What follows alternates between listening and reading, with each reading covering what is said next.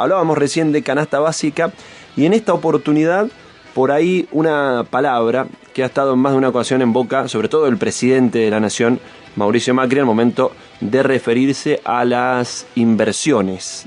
¿Llegaron? ¿Llegan? ¿Llegarán? Sería la pregunta, Pablo, ¿no?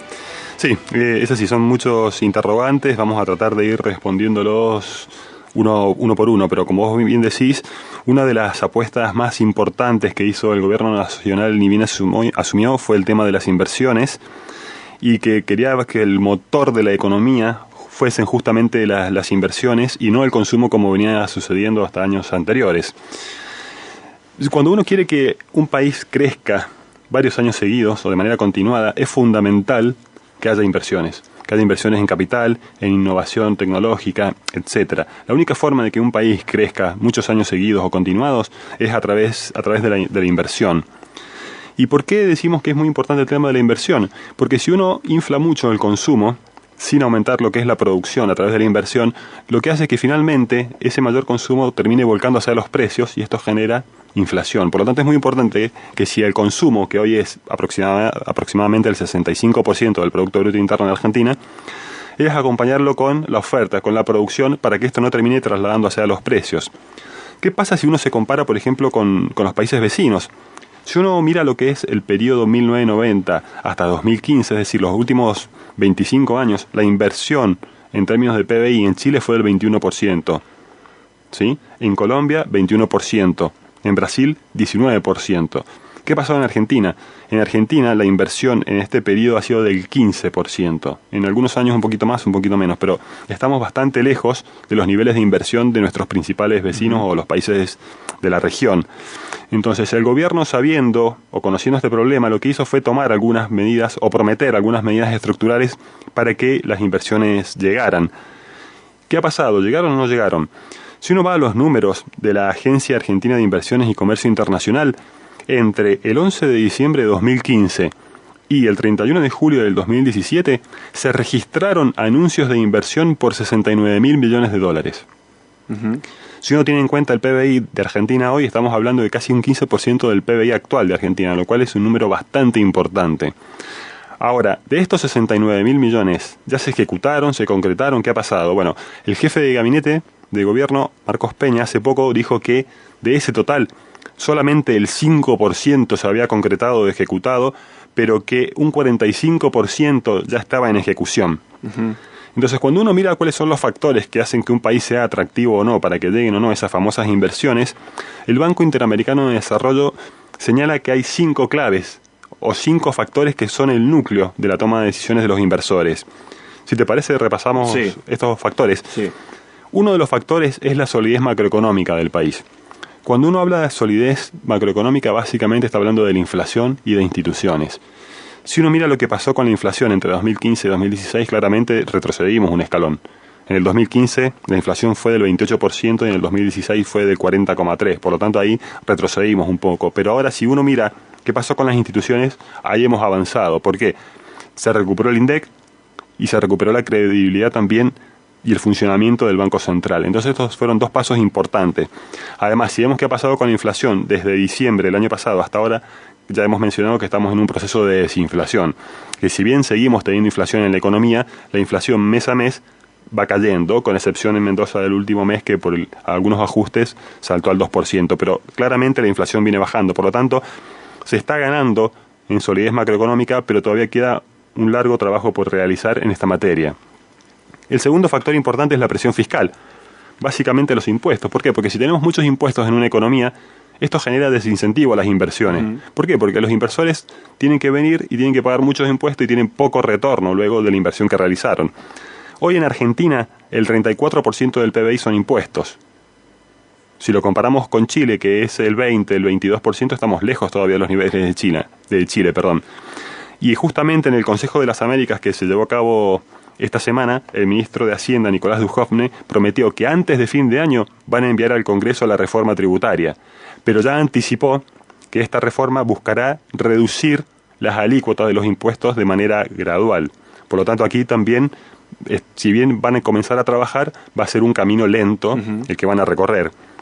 El tercer elemento importante es el tema del tamaño de la deuda pública. Cuando uno habla de la deuda pública del Estado, estamos hablando no solamente de la deuda externa, sino también de la deuda interna que tiene el país.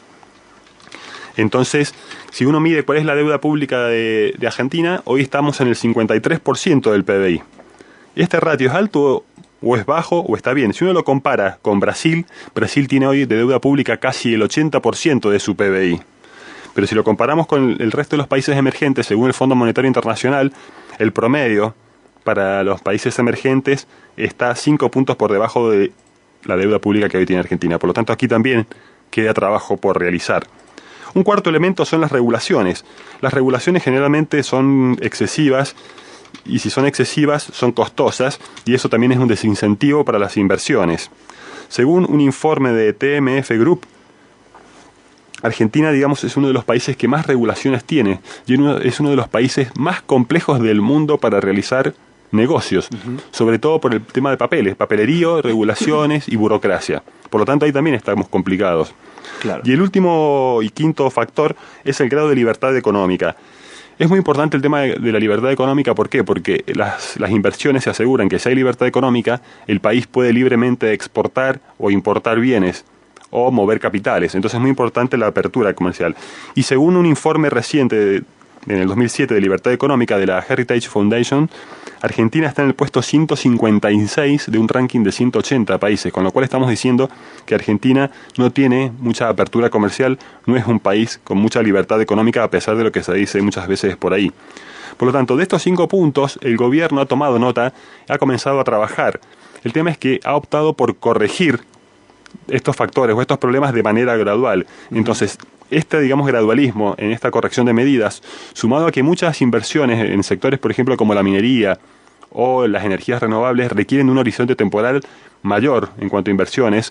¿Por qué? Porque necesitan hacer, por ejemplo, estudios de factibilidad antes de invertir. Sumado a que algunos inversores o algunas personas todavía no le tienen confianza al gobierno, esto ha hecho demorar que estas inversiones, digamos, se concreten, ¿sí? Se realicen.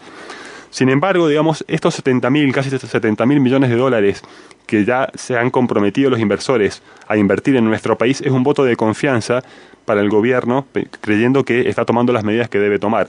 Ahora, dependerá del gobierno que estos 70.000 millones, estas expectativas positivas que tienen los inversores, finalmente terminen traduciéndose en una lluvia de inversiones. Pablo, respecto a las inversiones, justamente nos escribe Facundo, uno de nuestros oyentes, dice: las low cost, ¿es un ejemplo de inversiones que necesita el gobierno, según lo mencionado por Pablo Salvador? Sí, el tema de, por ejemplo, la apertura de los cielos es una forma, digamos, de permitir que vengan inversiones, y eso también permite la competencia y en definitiva eso termina redundando en favor del consumidor, quien va a recibir menores precios o mejores ofertas para poder viajar, por ejemplo. Mencionaste distintos factores, uno de ellos la presión fiscal. Bien comparaste que según el porcentaje que ocupa del PBI respecto a Chile estamos muy por encima, y por el resto de la región, o quizá trasladándonos a la economía de Estados Unidos, si es que es válida la comparación, ¿existe menos presión fiscal para el empresario? Sí, en Argentina decíamos que estamos aproximadamente en el 34%, Chile está aproximadamente en el 20, el 22%, y el promedio para América del Sur está en el 25-28%, con lo cual estamos muy por encima. Tenemos una de las presiones tributarias a cargas fiscales más altas de la región. Bien, y por otro lado, mencionaste que quizá ingrese antes de fin de año el proyecto de reforma tributaria, y me vino a la mente el proyecto de reforma laboral. Tiene, si bien también es un tema muy complejo que merecerá seguramente casi todo un programa para que lo analicemos, pero parte del objetivo de esta reforma laboral es hacer algunas variaciones en torno a la relación empleado-empleador a fin de que existan mayores inversiones. Mira, todavía no se conocen los detalles de cuál va a ser el proyecto. Se está hablando mucho de flexibilización, de reforma, y en realidad todavía nadie sabe concretamente a qué van a apuntar. Ya descartaron que va a ser una reforma similar a la de Brasil, pero si uno ve cuáles son los costos no salariales, es decir, todos aquellos costos que no forman parte del salario, hoy en Argentina son el 40%, es decir, los impuestos que pagan el empleador y el empleado llegan al 40% del salario, es decir, 4 de cada 10 pesos del salario bruto hoy son impuestos. Si vamos a Chile, por ejemplo, en Chile son 22% y no el 40% como nosotros. Entonces ahí tenemos, digamos, un desfasaje también, ¿no? Bien. Bueno, hasta allí la situación de las inversiones. Completa la columna, Pablo, no quedó nada más por repasar, ¿no? Simplemente para Mendoza las inversiones prometidas están en 2.400 millones de dólares aproximadamente.